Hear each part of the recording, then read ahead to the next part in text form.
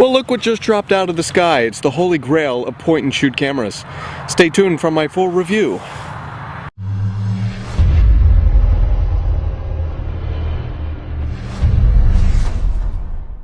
Every once in a blue moon, a digital camera saunters across my desk that makes me change the way I view digital cameras in general. The Canon PowerShot S100 is one of those cameras.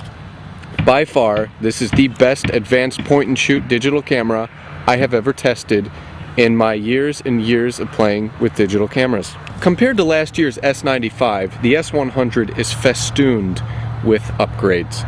First of all, we'll start with the EOS-inspired 12 megapixel 1/1.7 inch CMOS sensor. Yes, this sensor actually has advanced technologies that you could find in Canon's EOS DSLR lineup. The sensor is also coupled with Canon's new Digic 5 processing, which makes the camera faster.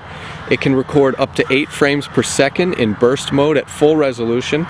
And this camera is better at noise management. We've also got an increase to 1080p video on this camera, up from 720p last year at 24 frames per second, and 720p video has been upgraded to 30 frames per second on this camera. Canon also radically designed the lens. We have a 5x optical zoom and 24mm wide angle capability, and that's because Canon added more elements to the lens and made it a coin-size configuration. It's some fantastic engineering. And the lens, the sensor, and the processor were all developed in-house, so this camera is just built from the ground up.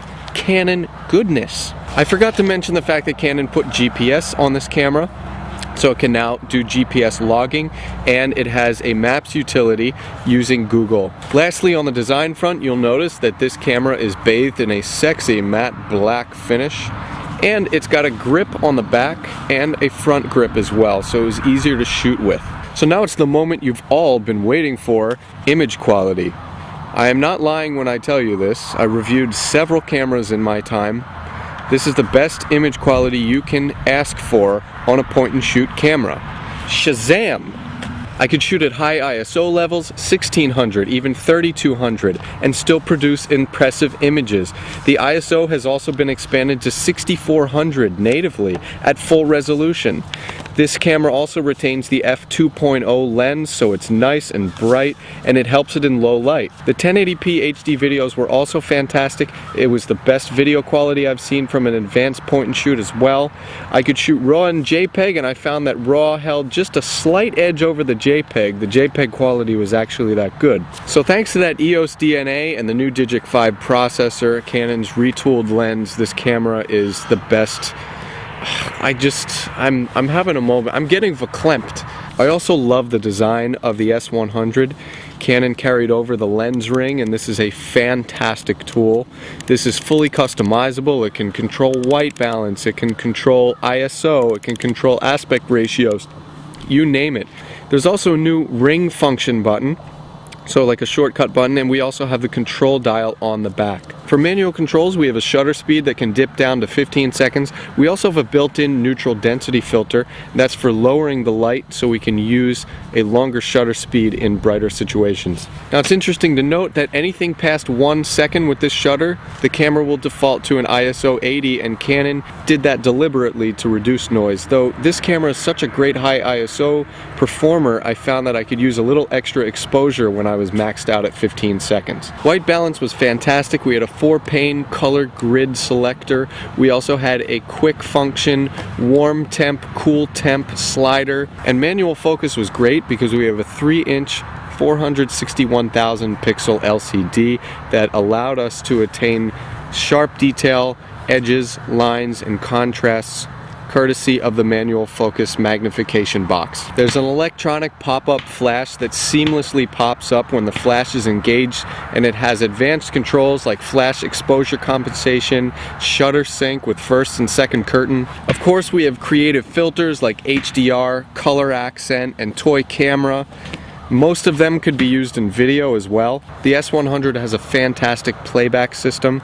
We can view RGB histograms, we can see GPS coordinates, we get full EXIF data. The menus are fast and intuitive thanks to the Speedy Gonzales and Roadrunner firmware. My two minor complaints with this camera: battery life was one, It's got a thin, small pack, and I shot side by side with the PowerShot SX40 HS, which outlasted it twofold. The other thing is the shutter button's kind of small and you have to reach over the mode dial. Takes a little acclimation, but that's not a big problem. So just get an extra battery pack and Bob's your uncle. There's no doubt about the fact that the Canon PowerShot S100 is the best advanced point and shoot on the market, and I'm talking about it over the G12, over last year's S95, over Panasonic's, over Sony's. I really have not come across a camera that takes such fantastic images and videos and packs in so many manual controls in this sexy matte black frame. For the full Canon PowerShot S100 review, go to technobuffalo.com. I've got tons of image samples, most of them converted from RAW so you can see the highest quality available. I also have 1080p samples and further ISO analysis so you can see the ISO chart. But this is just, I sleep with this at night. I love it so much. This has been Mike Perlman for Techno Buffalo. This is the omnipotent Canon PowerShot S100, the best point and shoot, advanced point and shoot I've ever encountered. I'm gonna go skip away with glee and capture some more pictures. I'll see you guys later.